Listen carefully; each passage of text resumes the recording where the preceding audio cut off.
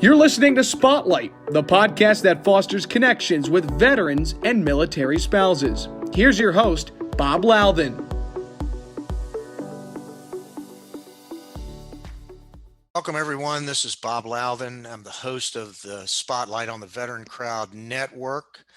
Welcoming today our guest, William Negley. He is the founder and CEO of Sound Off, a nonprofit addressing veteran suicide and creating long-term relationships between those veterans and clinicians with complete I knew I was going to mess this up, William. Anonymity. So, William, welcome to the program. We talked about this before. I'd get tongue-tied trying to get that out. How are you? Good. Thank you so much for having me. It's definitely one that doesn't roll off the tongue.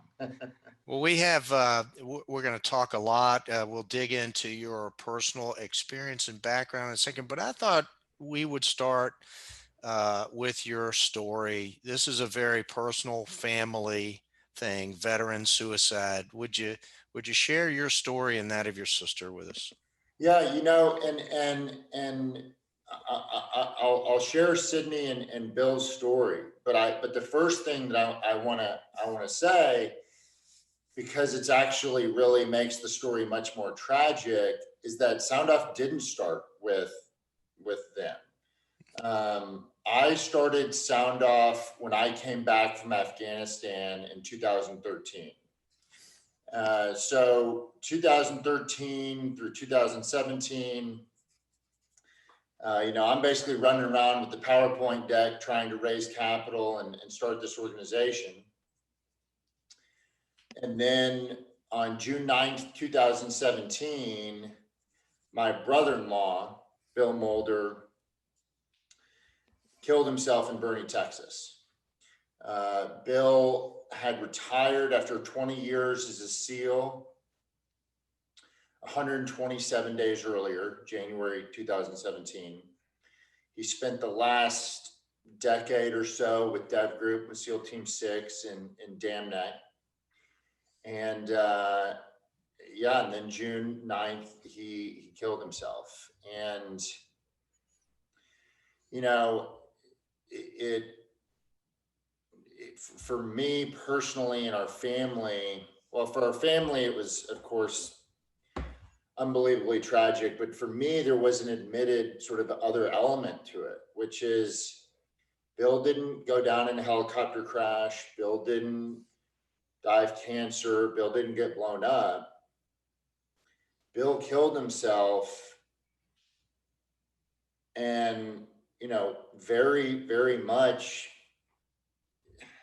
a byproduct of exactly what I had been running around talking about, frankly, for years. That he did not feel safe accessing mental health support or effectively engaging with mental health support for exactly the reasons that I had started Sound Off. So it was this horrible thing where, I deeply knew about this problem, but from my own experience in the intelligence community, and it was going on in my family, and then, hit our family in the worst possible way. Share with our listeners your background. Let's go back. You spent time in the agency. How did that happen? And share with us, to the extent that you can, a little bit of your experiences and your deployments. I was actually planning on going to Buds to try and be a SEAL. I was a rower in college. Long story short, blew my back up. Said, okay, I'm not going to Buds with the bad back. That's a losing proposition. Right. But I was 17 years old on September 11th, 2001. I strongly felt the call to serve and wanted in the fight, and saw the agency as a path to getting in the fight. And so after college and grad school, went to work for the Senator from Texas for a couple of years. Basically, week one, asking the chief of staff if he would write me, or if the senator would write me a letter into the agency, which he agreed to do. So I joined the agency July 2009 and did 7 years, all focused on South Asia, Afghanistan and Pakistan, a lot of counterterrorism and a lot of counterintelligence. Spent about a year in Afghanistan, at that point, all counterterrorism work, and really had a great experience. I mean, it's a hell of a place for, a young professional to really learn, really learn. And it really, the agency, something that is beautiful about the agency, the operational side of the agency, is that there's no rule book for how you do things. And I point to the movie Argo all the time when I'm discussing this, that, they were trying to get those Americans out of the Canadian ambassador's residence in Iran. There's no textbook. I don't mean rule book, I mean textbook. There was no textbook to say, let's create a fake movie to be able to smuggle these people out. It was smart, experienced people thinking creatively. And I frankly really credit encouraging that type of thinking with my starting Sound Off. Mm-hmm. That I saw a very precise, clear problem in how we provide mental health support to veterans and service members in this country. And I wasn't coming from a clinical background. I wasn't coming from a research background.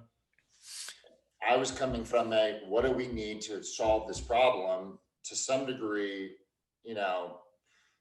totally outside of how things typically operate, and, figure out how to make it legal and regulatory compliant and financially work after the fact. And that's what we've done. How did you originally recognize it coming back in 2013? And let's talk about the stigma of mental health. I mean, as a personal testimony, I've got direct family experience with mental health, and there is in the private sector, a stigma, of, why aren't you stronger? Why can't you do that? Why aren't you a better parent? Whatever the issue is. And it is a real problem across our society, not just in the military or the CIA. But what were you seeing specifically that led you to start this in 2013? So 2011, 22 veteran suicides a day committing suicide. Right. That number started to permeate. And I'm the child of a mental health professional, so I jokingly say I've been on a couch since the time I was 5. And it was just instantly, clear as day, evident to me, it doesn't matter how much money anybody is spending on this problem, VA, DoD, or nonprofit. If that tragically, confirms stereotype, if that grizzly Navy SEAL won't come in, sit down on a couch and talk about what's going on, the money's irrelevant. And I didn't have any data. I didn't have any research. I just was living. A lot of these men and women are not going to come in and talk about it. I mean, we're already suffering in silence as a society, but the military in particular pushes seeking help underground. Okay. And here is what is important to distinguish. So when discussing this particular problem, we talk about stigmatization, but it's really important to sort of parse that apart a little bit. There is cultural stigmatization. I don't want my friends, family, community to know that I'm seeking help. The DoD has made efforts to try and combat that. You see things like the Marine Corps Commandant coming out on AFN saying, seek help. But then there is concern of professional blowback. And this is something that not totally exclusively, but certainly at a unique level impacts those in the military or the national security community. That operational status, flight status, security clearance, these are arguably legitimate concerns of professional blowback. And it's important to emphasize something here, because the DoD, when you talk about that, will say something like, well, only 1% of security clearances are impacted from seeking mental health support. And our response to that is, okay, but that's almost irrelevant. What is relevant is that the perception of risk is real, because the perception is all that is necessary to prevent that man or woman from seeking help. So I commend the DoD for making some of these changes. I don't think they're going to give up the level of control ever that is necessary to really eliminate it. But then it's, for that to really be a value, that's got to permeate through the military that there isn't a risk, which they are working on, and I commend them for. But in the meantime, while that is taking hold, we're here trying to tackle that problem a different way. Let me ask one question that strikes me here. The sound off is serving both active duty and the veteran community. And so I'm curious whether you feel like you're making inroads with the active duty. Are you just scratching the surface? Is it as an awareness thing at this point? And then I want to dive into sort of the unique differentiator, which is the anonymity, because I think that's the important aspect of it. Yeah. So, well, let me give you a sense. I started sound off on a gut experiential knowledge that there was this population that wasn't going to seek help. I had no idea how big the problem was from a data perspective. The great thing is the DoD has spent lots of money researching exactly how big this problem is. There's a dozen or more studies, really well conducted research studies. We point towards one out of RAND, the Invisible Wounds of War, that 47% of post 9/11 veterans or service members who have deployed, who would meet the qualification of major depression or PTSD, have not sought help in the last year. So to say that a little bit more simply, half of those men and women who are suffering the most aren't seeking help. And so let me break down the math on that a little bit. How many of 100 military personnel, how many would fall into the category of suffering from depression as a universe? And then half of those are not getting help, right? I've seen it depend in any given year. I think you're talking, let's call it 15 to 30%. Again, the numbers are very blurry on whether you're talking about veteran versus active duty service member population. We've broken out the math. If you take it down to that level, where you're talking about a couple 100,000, 100 to 200,000 veterans or service members in any given year. But what's critical is that's only people that are at a full sort of critical state.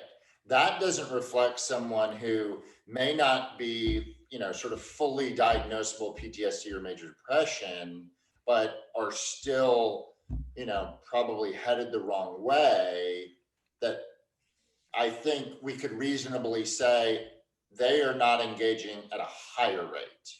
Right. So just to break down the math, though, if we had a sample of 1,000 people, 200 of them might be suffering from some varying degree of mental illness, and 90 of them, plus or minus, would not be seeking help. And that's a pretty, I would take it a step further. let's say we had 1,000 people. Let's say 400 are, probably experiencing something that would perhaps not demand, but it would be in good practice for them to go seek some help. Let's say half of them are at a point where it's, let's call it, diagnosable.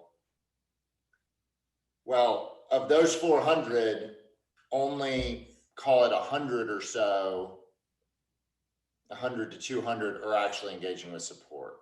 The point is, and I can pull numbers later, but the point is, we spend billions of dollars a year on this problem, and at least half of those that are suffering are not engaging with mental health support. So let's talk about the anonymity factor, because the stigma is huge, Yeah. right? The professional risk, potentially significant. So, as an Army officer, or, like I was, I'd think twice before I would have gone and sought the help. You have created a methodology, pretty simple, somewhat genius, in its simplicity. Talk about how that idea works, how it came about. It is only recently that I realized somewhat how obvious it was that this was my answer to this problem, because how SoundOff operates is entirely in line with how the agency does business. The agency every single day is leveraging pseudonyms and code names and, encrypted communications. That's the world we live in every day. So the answer to your question, and I'm happy to show it here, is that it really is actually pretty simple. We assign that veteran or service member a pseudonym, username, and we just don't collect any identifying information. So you would come onto our platform, we say you're Redfish123. We don't get your name, we don't get your email address, we don't get your telephone number, we don't get any identifying information about you whatsoever. The system is actually very precisely designed to not collect identifying information. There's no mechanism for a veteran or service member on the platform to tell us, SoundOff, who they are. Now, the clinician or the battle buddy and that relationship is between them, and it's routine for those relationships to transition into face-to-face traditional support and care, and that's wonderful. But they can't tell me or my engineers or my team or kind of what I call SoundOff corporate. There's no mechanism for us to get identifying information. And that really simple function fundamentally changes how things work. We remove this massive barrier to entry to allow them to seek their own clinician, their own battle buddy, and engage sort of in a way that they can feel comfortable. I think your mother you guys did a very nice video on Veterans Day. Your mother shared a story about one particular, I believe, Army officer that was seeking some help. Can you sort of retell that story a little bit? Because I think it was interesting. And also, and just so everybody knows, you mentioned that your mother's been, a mental health clinician all your life. So a little bit on her background. Yeah, my mother is a Jungian analyst. So Jung was Freud's sort of protege and has his own school of clinical support. And so it's like I said, I mean, in all seriousness, I've been on a couch since the time I was 5. And so for me, there wasn't really a stigmatization around mental health, because I lived it. I grew up in it. I knew it, and it was just totally normalized for me. So she has obviously long been a supporter of Sound Off.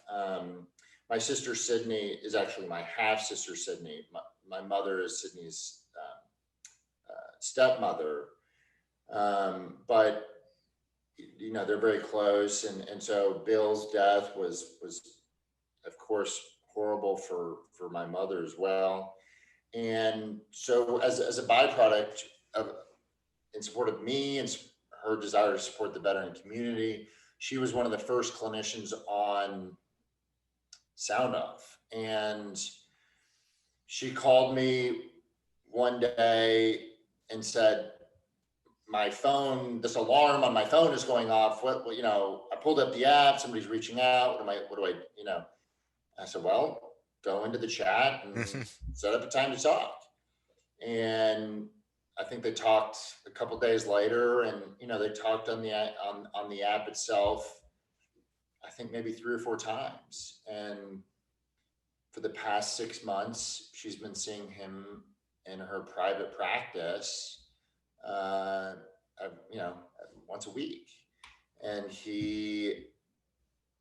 is he actually unmasked and yeah, so identified himself there? But in the beginning, he had a name like Brown Fox 256 or something. Exactly right. And this is the entire premise. We don't need to be the life of the relationship.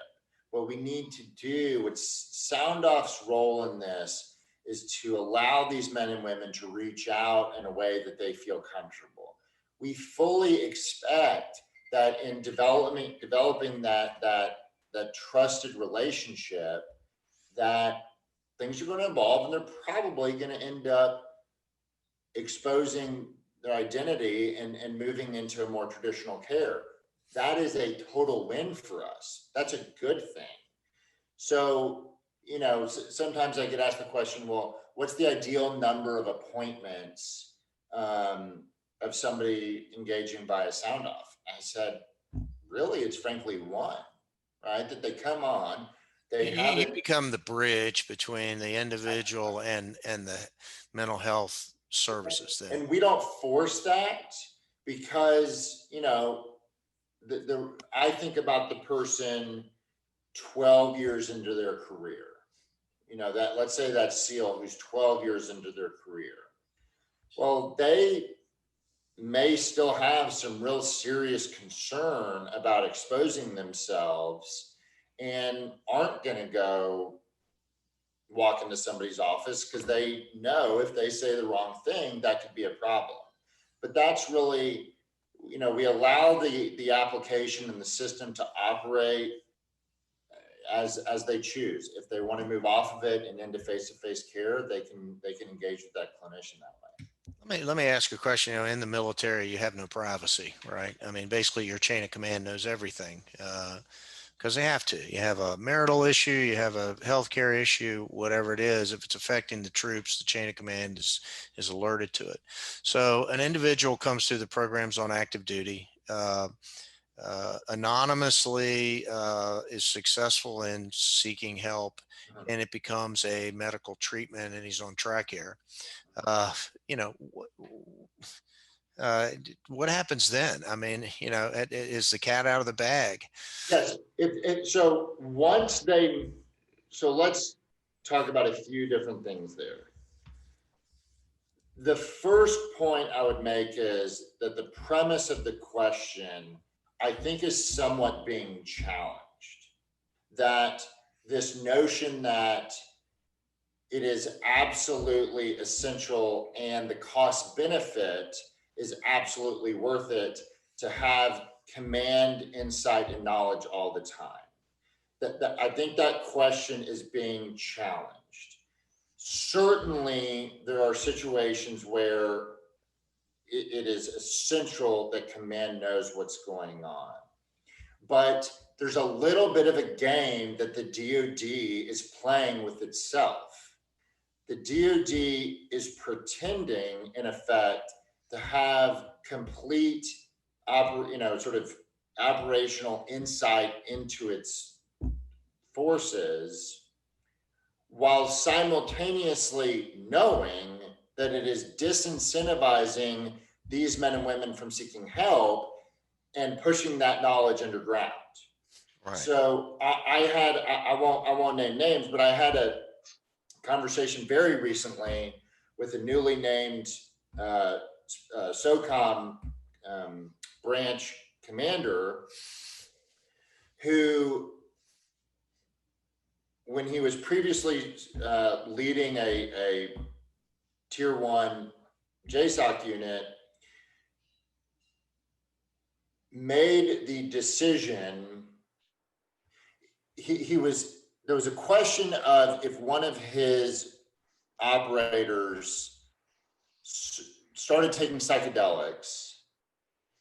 There was a question of when he became aware. He was allowed to waive knowledge for the first 6 months. After 6 months, he was legally required to be informed. In the past, everyone had been told day 0, he's taking this medication. He immediately chose to waive knowledge for that first 6 months. And this is the entire point, because he knew that if the service members, if the operators knew that he was going to know that they were seeking help and were getting this medication, they were probably less likely to do so. So by waiving that knowledge for that first 6 months, fundamentally, he knew more of his guys would be getting the help that they needed. If you're not aware, most mental health medications take a long period of time in order for them to become effective. You can't just flip a switch by taking one and we're the next also day. seeing something similar to this in the military aviation space. That they're starting, it's not exactly anonymity, but they're starting to be a little bit more discerning in what medication would require somebody's flight status to be pulled. So the military is starting to understand that by trying to, I would argue, pretend that you're having full insight into what's going on, you're actually just suppressing a whole bunch of problems. So you're creating, it's the toxic environment is not the right terminology to use, but it's a classic example of the as soon as the folks within a particular group realize what it is that makes the commander angry, then the commander doesn't start hearing about that stuff anymore, right? Yes. And the commander believes I've solved the problem, when in reality, maybe what they've done is driven that problem underground. And I think, frankly, that the problem is so bad. I mean, it's so undeniably bad that the command level, you're starting to, I mean, you're seeing an understanding that we've got to change some of the ways that we've done things and thought about things, because clearly whatever it is that we're doing isn't working. So let's talk a little bit about PTSD first, and how extensive is the PTSD? We've talked about depression, but let's talk a little bit more about the post-traumatic stress disorder specifically. How widespread is that? What's your opinion on that? So I want to be precise in sort of where we see our role in this. There's a lot of impassioned discussion around what we call things, post-traumatic stress versus post-traumatic disorder versus moral injury.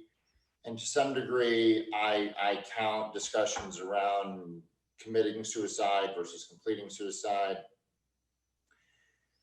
Here is the number that I know for certain that I sort of hang my hat on and move onward with my mission.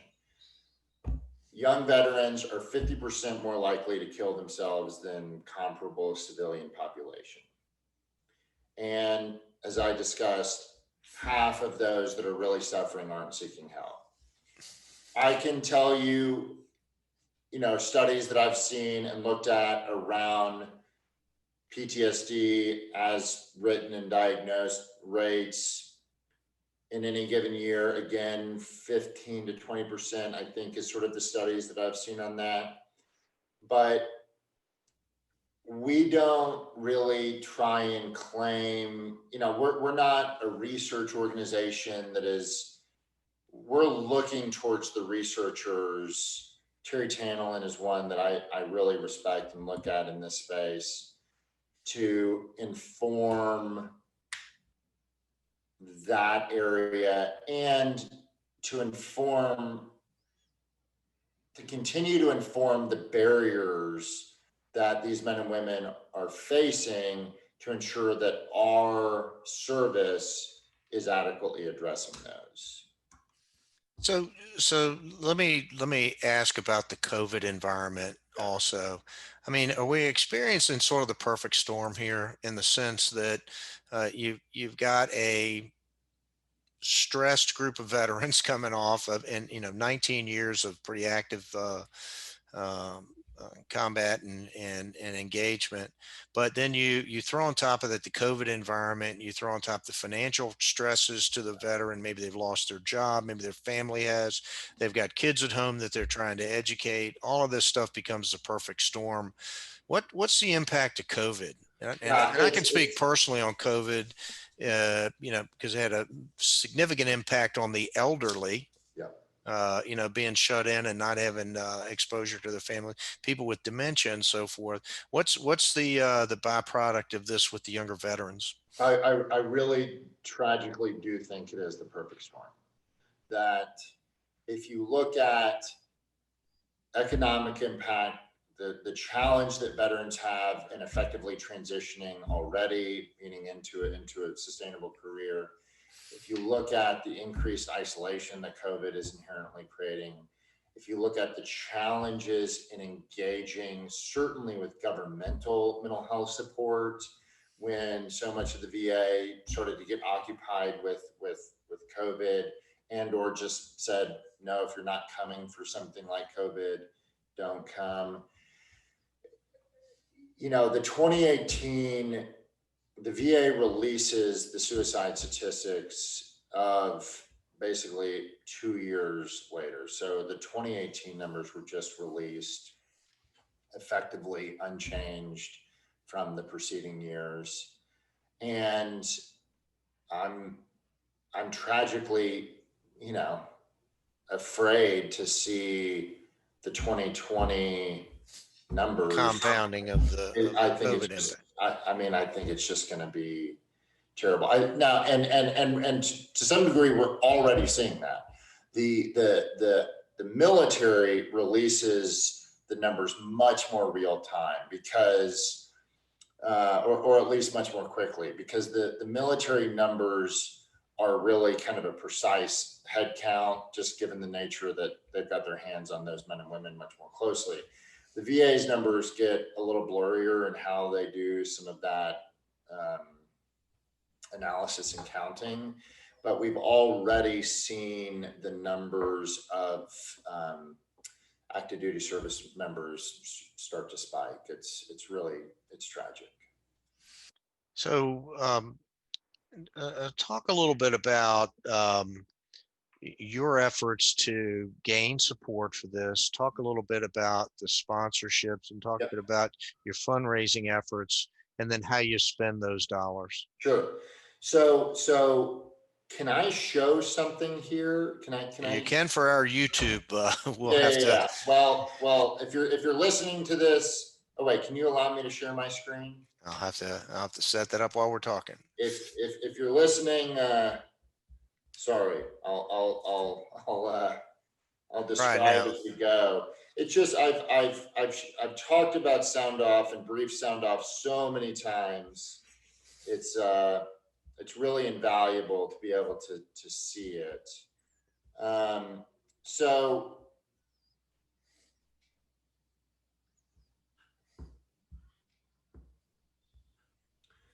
So what you're seeing here, what you're seeing here is a clinician that would already have been onboarded onto our platform, and a veteran or service member who would be seeking help for the first time.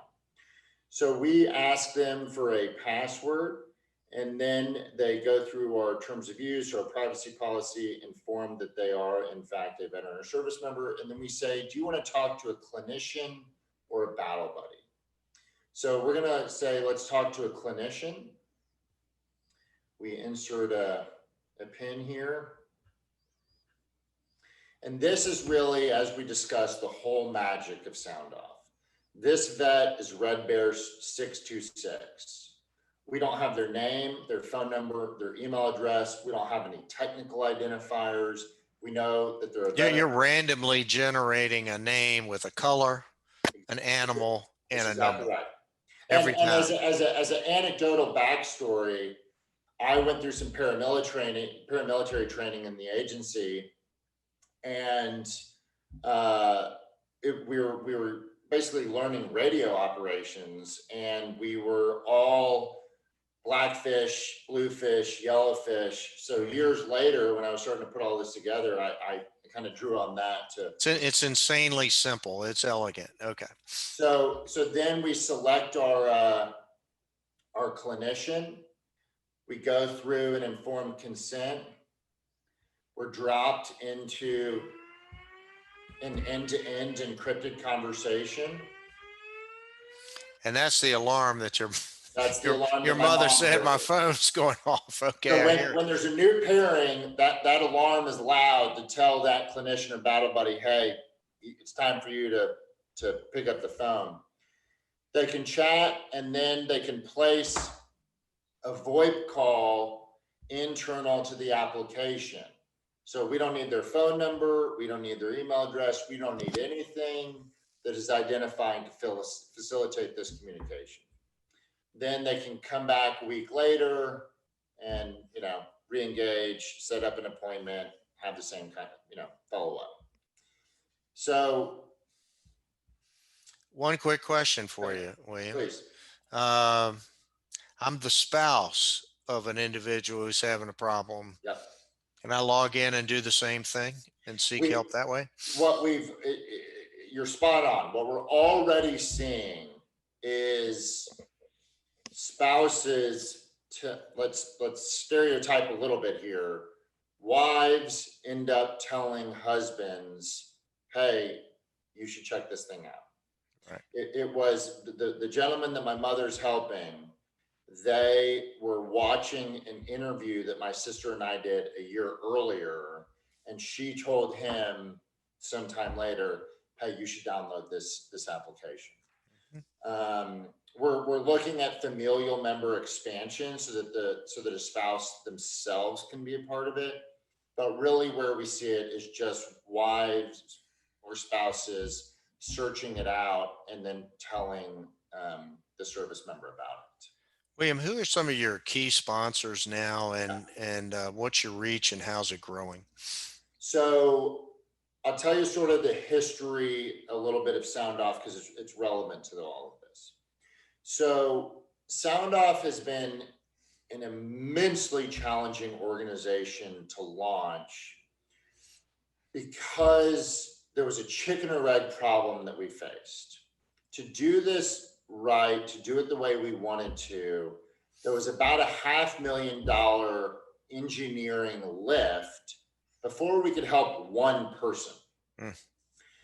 Most nonprofits do a little bit, take a picture, raise some more money, do a little bit more, and grow that way. We had a big lift to just help one person. So we broke through that kind of initial hard problem earlier this year when we went live in the state of Texas.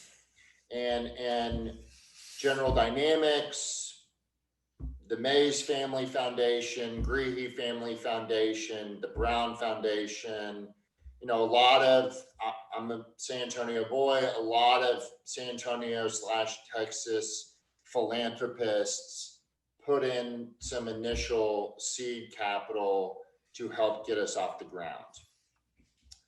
We went live basically right around the new year and came into 2020 with the intent to come out of 2020 being the largest non-governmental facilitator of mental health support to veterans and service members in the state of Texas. February 18th, we're sitting down with some of these major supporters to raise about $1 million for what we call outreach. And this is a really critical point about the sort of organizational model of how Sound Off works.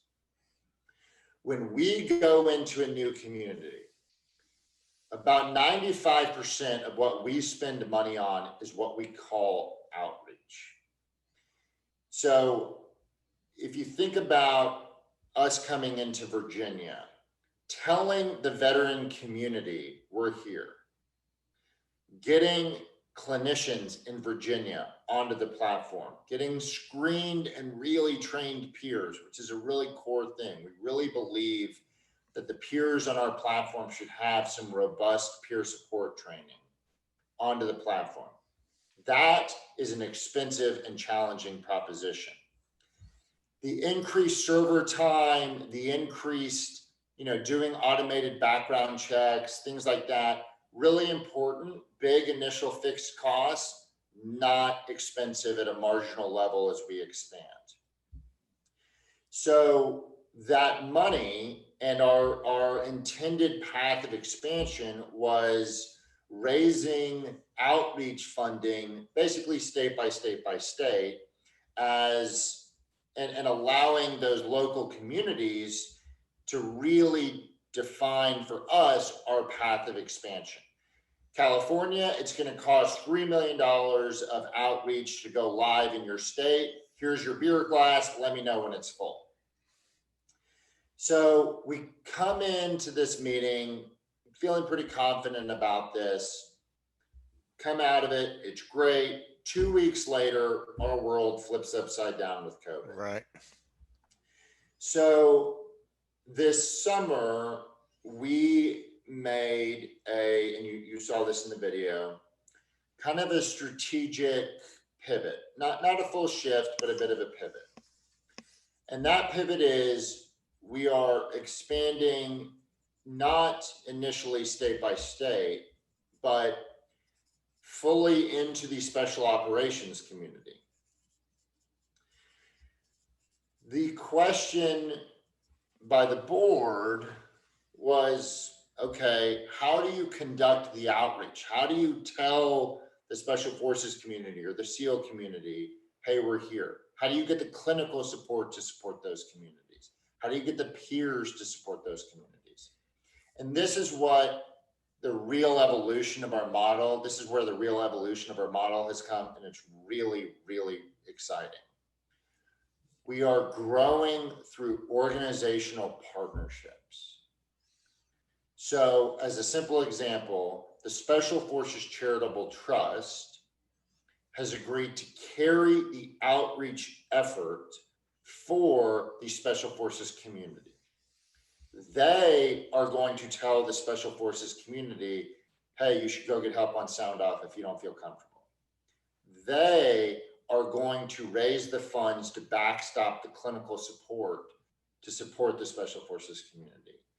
They are going to bring me the screened and trained peers. We're working together to train the peers to be on the platform.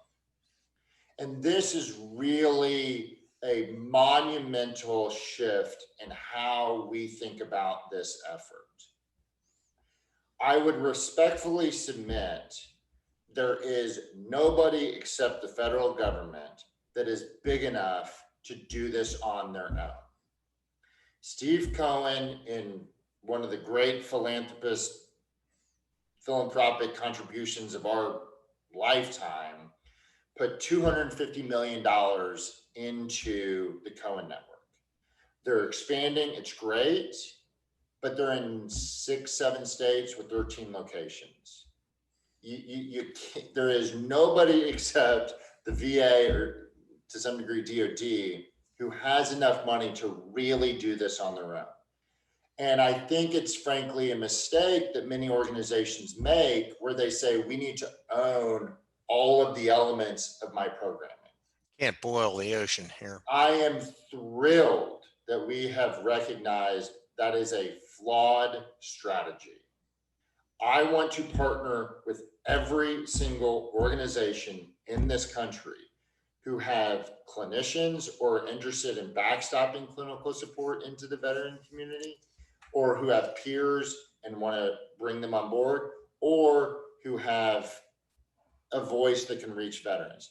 And we're in the middle of 15 different partnership discussions right now, ranging from there's an organization of EOD techs called After the Long Walk, who are just self-organized Facebook group, no great money, but they've got 30 guys who stand by to talk to other EOD techs when they're struggling. That's an immensely valuable network. We're thrilled to bring them on our platform. Everything from that to 22 Kill, who's raising their own money to support clinical support for veterans. And we just have them on the platform. We're not charging them. We're not, there's no exchange. I give them real strong demonstration of efficacy, better connect them with veterans and service members they may not otherwise see. And they're spending money on clinical support for exactly what they're supposed to do. So it's a model that we're really, really excited about.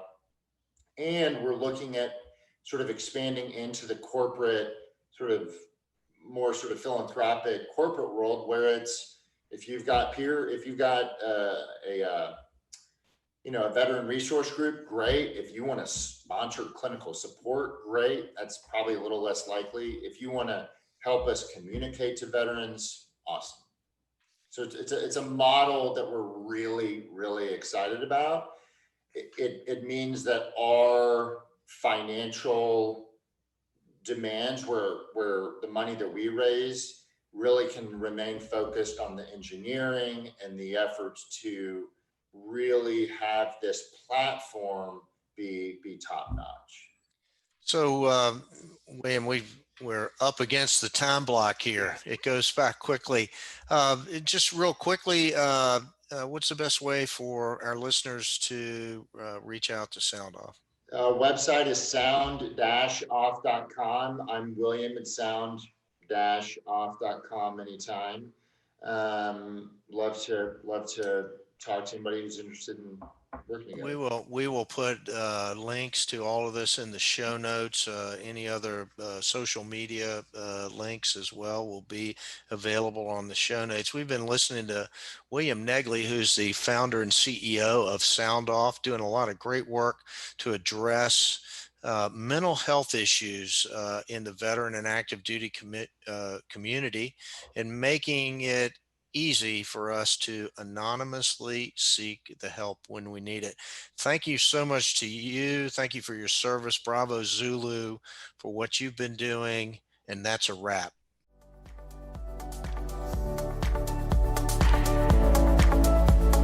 Thank you for listening to Spotlight by Veteran Crowd.